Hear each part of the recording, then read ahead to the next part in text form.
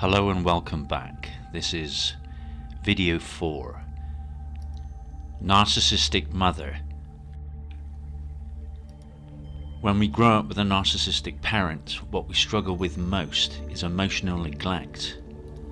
This happens when our parent is a narcissist because they put their own needs ahead of their child's. Remember, narcissism is identified with a pattern of grandiosity, need for admiration, and a lack of empathy. So if you need a lot of admiration and have to feel important, being a parent to a baby or a child couldn't be farther from that. Being a parent is a very humbling experience. Children cry frequently. They need most of the attention, care, and affection. They cannot survive on their own without their parent, and therefore they're going to need them all the time to feed them, change them, and to love and care for them. If we grew up with a parent who is a narcissist, this could mean that they were not capable of doing anything more than keep us alive.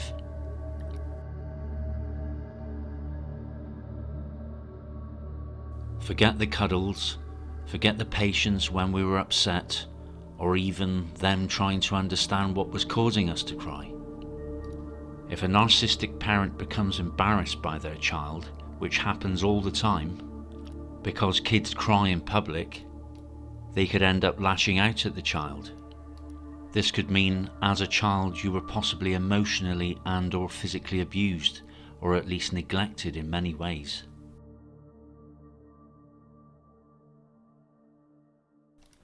So as far as treatment for this goes, if we are out of that situation now and we are trying to heal and figure out what we should do first, it is considered that trauma treatment would be the best action. Therapy in general is very helpful because it is validating, supportive, and can give you a safe place to talk through all that happened while you were growing up. Being abused or neglected in any way is a trauma, and working with someone who specializes in that could speed up your healing process. Some of the things that a regular therapist, not a trauma specialist, would bring up might not be pertinent. You might need someone to jump right in with you and start challenging you in ways that maybe you don't even know you need, in order to process things through.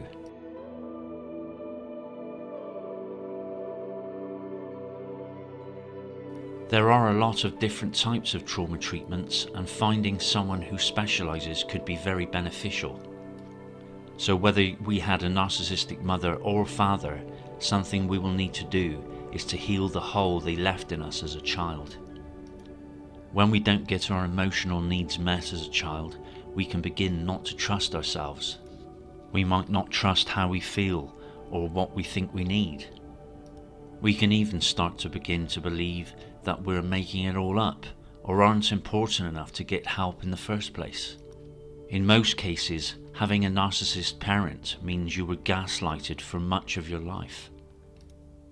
Gaslighted as in you were manipulated so often you may not even trust your own sanity or your own perception of certain experiences. Things that you know happened, you might think maybe you made it all up.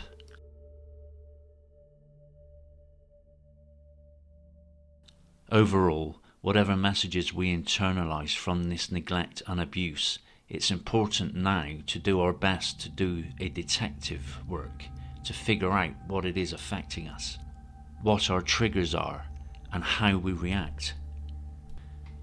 Being more mindful of all of this can give us more evidence that can really help lead us to healing.